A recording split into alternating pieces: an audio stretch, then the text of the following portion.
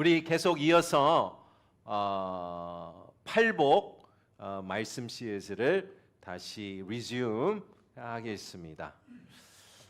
우리 한국말에 자녀를 이기는 부모가 없다라는 말을 잘 아실 텐데요. 그 뜻은 무엇입니까? 그 뜻은 실은 마음을 이길 자는 없다는 얘기입니다. 실은 마음을 이기려면 지는 것이죠. 마음이 그렇게 다루기가 얼마나 어려운 것을 우리가 잘 알고 있습니다. 우리 자신만 해도 마음이 하루에 왔다 갔다 계속 바뀝니다. 그래서 우리가 화장실 전, 화장실 후 그런 이야기도 있지 않습니까? 그런데 다른 사람 마음을 내가 다스린다, 이긴다라는 것은 impossible한 것이죠. 이 마음이라는 무엇일까? 내가 온 마음 다해 누구를 사랑한다. 영어는 heart죠.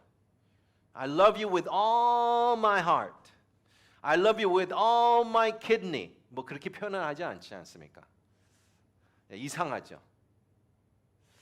왜 마음이 들어가 있을까? 왜 심장이 거기에 표현이 들어갔을까? 히브리어 사고방식입니다. 히브리 사람들은 이 펌프질하는 이 근육, 하트가 이 혈액을 전체 몸을 다 서큘레이션을 해주니까 이 심장이 중심이다라고 생각했죠. 그래서 우리 문화에서도 심장, 마음으로 누구를 사랑한다. 헬라 사람들은 또 생각이 좀 달랐어요. 히브리 사람들은 마음이 여기, 심장이 여기 있다면 헬라 사람들은 마음은 여기 배에 있다고 그랬어요. 배. 사람의 중심은 배에 있다. 어떤 면에서 맞는 것 같아요. 그 생각도. 배에서 느껴지는 이 중심, 느끼게 있잖아요. 우리 한국말 표현에 배가 아프다. 배가 아프다. 부러워서. 그런 표현도 생각해 보면 맞는 것 같습니다. 우리 오늘 마음이 깨끗한 자가 복이 받는다고 얘기합니다. 그래서 잠언 4장 23절에 무엇보다 내 마음을 지켜라. 왜 내 마음을 지켜야 됩니까? 내 마음에서 생명의 샘이 흘러나오기 때문에 그렇습니다. 라고 합니다. 이 마음에는 예레미야가 얘기한 것 같이 누가 알 것인가? 나도 모르고 옆에 사람도 몰라요. 계속 수시로 바뀌는 내 마음. 많은 사람들한테 이렇게 물어보잖아요. 지금 당신이 느끼는 감정이 무엇입니까? 하면 생각을 해야 돼요. 어떤 사람 잘 몰라요. 진짜 내 감정에 대해서 잘 파악하고 민감한 사람이야. 그 센시티브하고 그 뉘앙스가 된 감정을 표현할 수 있습니다. 그러나 많은 경우에 내 마음이 묻어졌기 때문에 나 자신도 모릅니다. 그래서 내 마음의 이 심장, 내 마음 중심, 최고의 것도 생각하고 나타내는 이 심장, 또한 최악을 또 나타내는 것이 또 하나의 우리의 심장과 마음입니다. 그래서 하나님께서 이렇게 얘기하셨죠. 마음의 생각의 모든 구상이 항상 악할 뿐이다. 노아의 방주 전에, 홍수 전에 그런 얘기를 하셨어요. 하나님의 주된 관심사는 어디 있습니까? 우리의 겉모습에 있지 않아요. 우리 마음에 있습니다. 그래서 사무엘상 16장 7절에 사람은 겉모습을 보지만 주님은 마음을 보신다라고 합니다. 마음을 보시는 하나님, 마음의 관심에 있으시는 하나님. 마태복음 15장 말씀 같이 보겠습니다. 시작. 그러나 입에서 나오는 것은 마음에서 나오는데 이런 것은 사람을 불결하게 합니다. 마음에서 악한 생각, 살인, 간음, 음란, 도둑질, 위증, 비방이 나온다. 마태복음 12장입니다. 나무가 좋으면 그 열매도 좋고 나무가 나쁘면 그 열매도 나쁘다. 나무는 그 열매를 보면 알 수 있다. 독사의 자식들아, 너희가 악한 선 것을 말하겠냐. 마음에 가득 차 있는 것이 밖으로 흘러나오는 것이다. 예수님께서 말씀하셨는데요. 독사의 자식들아가 누구일까요? 바리새파 사람들이에요. 왜 바리새파 사람들이 이런 얘기했을까요? 바리새파 사람들은 어떤 기관입니까? 어떤 단체? 겉모습에만 관심이 있는 단체였어요. 속마음이 어떻든 겉으로 기도하고 예배드리고 겉으로 안식일을 지키면 다 오케이, two thumbs up 한 기관이었습니다. 예수님과의 완전히 반대적으로 종교적인 행위를 한 사람들이죠. 한번 생각해 보십시오. 여러분도 부모님도 계시는데 부모 교육, 자녀 양육, 또 우리의 정부 모든 프로그램, 또 종교적인 생활, 많은 경우에 행동에 맞춰져 있어요. 행동에. 그러나 그 모든 프로그램과 양육과 모든 것이 왜 사회에서 실패합니까? 마음의 터치를 못해서 실패하는 것이죠. 마음의 터치. 우리가 그리스도인들이 가장 훌륭한 시민이라고 얘기하는 이야기가 어디서 나옵니까? 그 마음의 변화가 있어서 그렇습니다. 실은 그리스도인이 돼서 하나님을 사랑하며 진짜 거기에 성령 충만하잖아요. 그러면 사회에서 다른 티칭할 필요가 없어요. 거짓말하지 말아라, 올바르게 살아라, 그런 얘기 할 필요가 없습니다. 저절로 그 사람은 사회에 기부할 거고요. 사회에 올바로 베스트 시티즌으로 살 것입니다. 마음의 모든 중심이 하나님의 관심이 있는 것입니다. 그래서 예수님께서 마태복음 1절에서 시작하면서 이 팔복에 대해서 얘기하면서 5장은 이런 말씀으로 마무리하십니다. 살인하지 마라. 살인한 사람들은 누구든지 심판을 받을 것이다 라고 옛사람들의 말을 들었을 것이다. 옛사람 마음은 누구입니까? 랍비. 전통으로 내려온 모세의 율법. 그러나 나는 너희에게 이렇게 말한다 라고 얘기합니다. 어떻게 말합니까? 형제에게 분노하는 사람도 심판을 받게 될 것이다. 또 형제에게 라가라고 하는 사람도 공회에서 신문을 당할 것이다. 그리고 너는 바보다 하는 사람들은 누구든지 지옥 불 속에 떨어질 것이다. 무슨 얘기냐면 하나님께서 십계명을 주시는 그 핵심을 스피릿을 놓쳤다는 얘기입니다. 무엇을 놓쳤습니까? 마음을 다 빼놓고 행동만, 껍데기만 준 겁니다. 그래서 껍데기의 종교, 껍데기의 예배, 껍데기에 내가 잘하는 그런 것만 있는 거예요. 그래서 살인하지 말라는 말은 맞는데 그 뒤에 분노가 있고 바보라고 부르고 시기 질투하는 마음은 어떡하냐는 얘기예요. 하나님은 그거에 대해서 심판할 것이다. 너는 간음하지 말라라는 옛사람들의 말을 너희가 들었다. 그러나 나는 너희에게 말한다. 여자를 음란한 눈으로 바라보는 사람은 누구든지 이미 마음으로 간음죄를 지은 것이다. 마음의 중심을 얘기하는 우리 예수님을 우리가 발견합니다.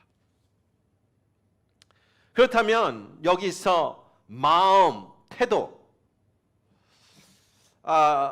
대한 얘기를 하고 있는데요. 복되도다 마음이 깨끗한 자가 복이 있다, 기쁘다라고 하는데요. 마음이 깨끗한 것은 무엇인가라는 첫 번째 질문을 한번 해보겠습니다. 세 명의 목소리를 제가 소개하게 했는데요. 다윗의 목소리, 야고보의 목소리, 그다음에 마지막 예수님의 목소리를 듣길 원합니다. 물론 야고보와 예수님과 같은 시대의 사람이지만 다윗은 아예 몇백 년을 이렇게 갭이 있는 사람의 시대에 있는데 어떻게 동일하게 얘기하는지 어떤 컨시스턴시가 있는지 한번 같이 보겠습니다. 시편 24편 3절과 4절인데요. 제가 읽도록 하겠습니다. 누가 여호와의 산에 오르겠습니까? 누가 그 거룩한 곳에 서겠습니까? 깨끗한 손과 순결한 마음을 가진 사람, 곧 마음에 헛된 생각을 품지 않으며 거짓으로 맹세하지 않는 사람이다 라고 얘기하고 있습니다. 다윗이 얘기하는 여기 pure heart, 깨끗한 마음, 무엇입니까? 이중적인 마음이 없는 사람을 얘기하는 거예요. 두 마음을 품지 않는 사람을 얘기하는 거예요. 내 말이 그대로 그 뜻이지 다른 뜻을 얘기하는 것이 아니란 얘기입니다. 참 이것이 우리 시대에 어느 시대에든 중요한 이야기죠. 그 사람의 말이 행동이 그대로 받아들일 수 있을까라는 계속 우리가 머리를 생각하며 사업도 하시고 관계도 하시고 일터에서 일을 하시지 않습니까? 내가 그 사람 믿을 수 있을까? 그 사람의 말을 믿을 수 있을까? 그런데 여기 깨끗한 자는 무엇입니까? 그 한 마음을 품은 사람을 얘기하고 있습니다. 야고보도 동일하게 얘기하고 있는데요. 4장 8절의 말씀입니다. 이 말씀을 같이 읽도록 하겠습니다. 시작. 하나님을 가까이하십시오. 그러면 하나님께서 여러분에게 가까우실 것입니다.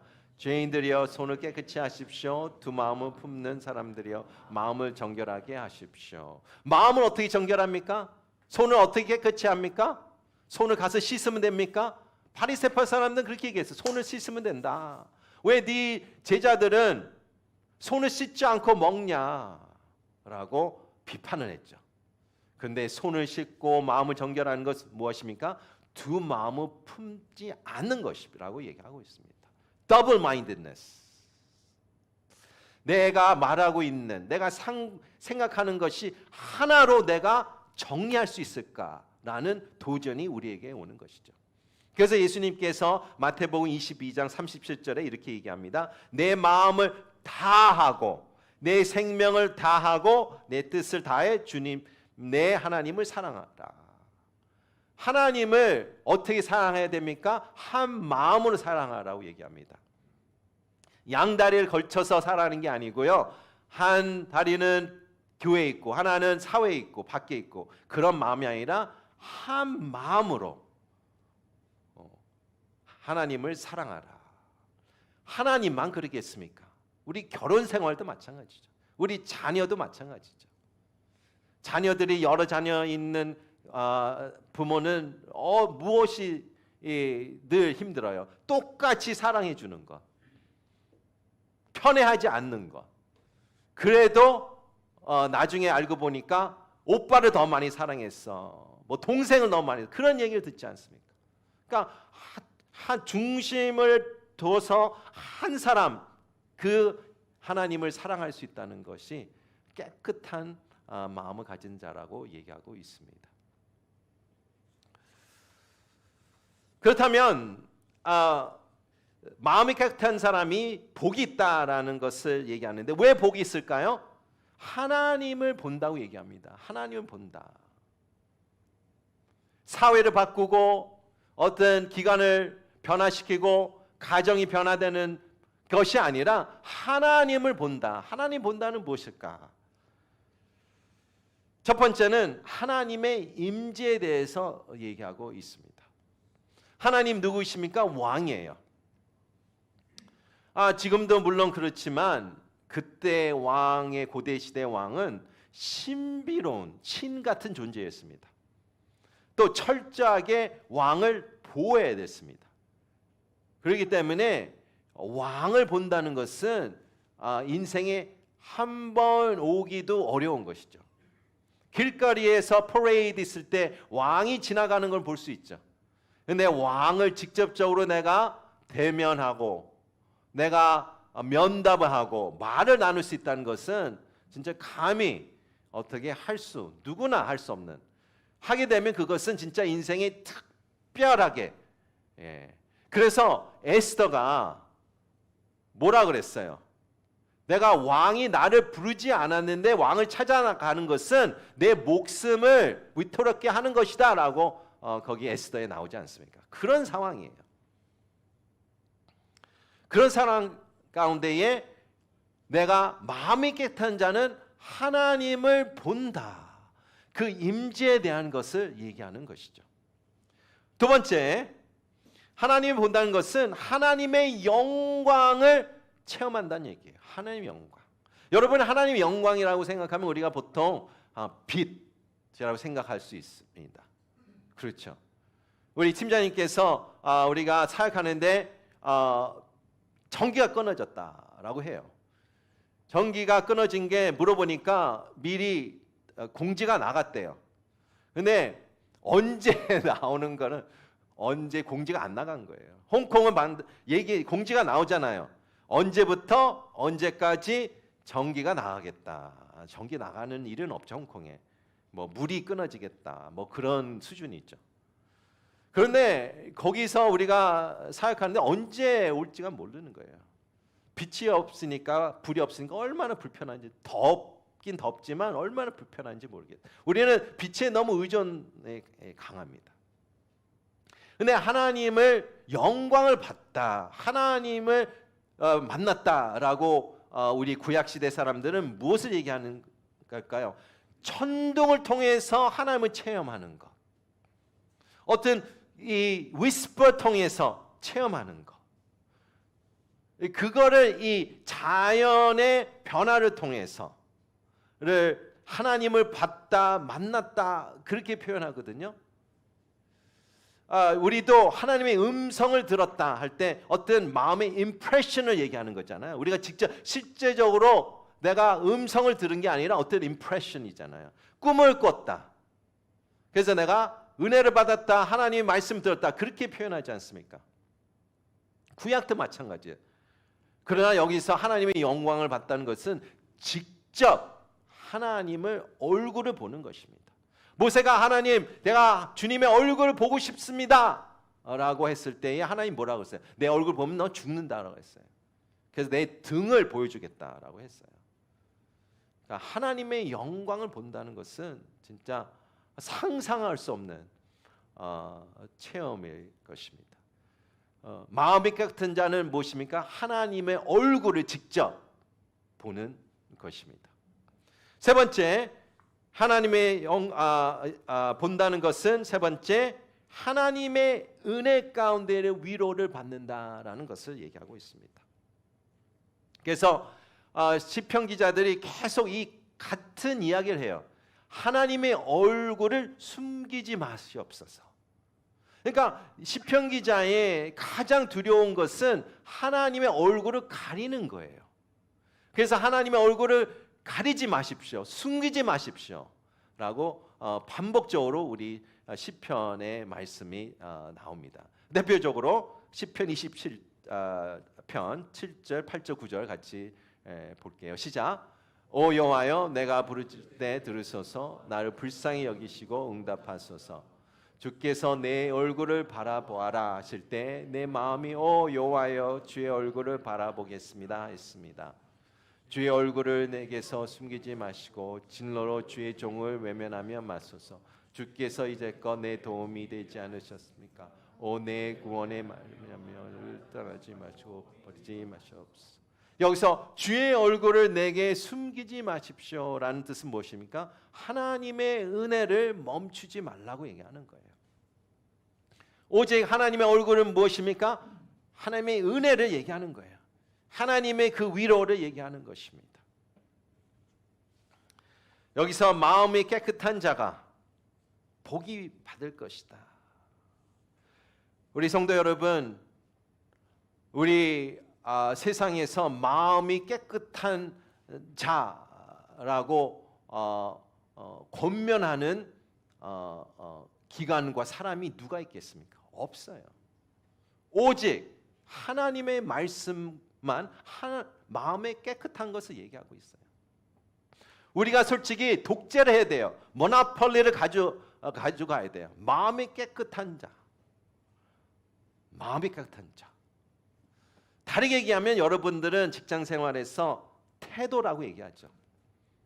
누가 정확하게 그 시간에 오고 아니면 또 일찍 오고 아니면 정확하게 본인의 일을 정확하게 다 최선하는 태도의 문제라고 얘기하지 않습니까? 여러분도 리더십이고 여러분 생활에서 누구를 보고 있으세요? 태도가 좋은 사람 보고 있지 않습니까? 태도를 좋은 사람을 옆에 두기를 원치 않습니까? 그것을 다르게 얘기하면 마음이 깨끗한 자입니다. 하나님은 우리의 마음만 보고 계십니다. 마음의 중심 보고 계십니다. 깨끗한 자는 하나님을 볼 것이다. 하나님을 보는 자는 인생이 바뀝니다. 하나님을 본 자는 인생이 완전히 블랙 앤 화이트에서 컬러로 되는 인생을 살게 되는 것입니다. 우리 팀장님께서 얘기하신 것 같이 이 60명의 자녀가 공화원 자녀가 어디에 소망이 있겠습니까? 부모가 없지요. 그런 시설에 살죠. 또 그 소수 민족으로 도장이 찍힌 사람이에요. 직장을 구하기 어렵다고 합니다. 그래서 제가 선교 선생님 물어봤어요. 어떻게 소수 민족인지 어떻게 하냐고. 얼굴 보면 안 돼요. 그래도 선교사님 어떻게 하냐. 이 주민등록증이 찍혀 있대요. 소수 민족이라고. 그러면 사람들이 꺼려한대요. 그러면 무슨 소망이 있겠습니까? 그 베트남 안에서. 오직 소망은 하나님을 만나는 것입니다. 하나님의 얼굴을 보는 것입니다. 이 자녀들이 굶주리하고 부모가 없고 근데 너무 맑아요. 너무 스펀지 같아요. 이 진짜 제가 충격적으로 받은 것은 우리가 진짜 신경 많이 썼거든요. 이게 진짜 트랜슬레이트 될까? 이것이 이렇게 먹힐까? 그 고민할 필요가 없는 거예요. 우리가 주는 것마다 다 받아 먹어요. 찬양이면 찬양, 게임은 게임, 말씀은 말씀. 그냥 와서 아이들이 알아서 안겨요. 알아서 이 아이들이 너무 맑고 준비되어 있고 영적으로 영이 맑은 아이들입니다. 하나님을 만난 아이들이죠. 오직 마음이 깨끗한 자가 하나님을 볼 것이다. 그게 우리 인생의 복입니다. 이 복을 받으시는 여러분이 되기를 축원합니다. 우리 같이 기도하겠습니다.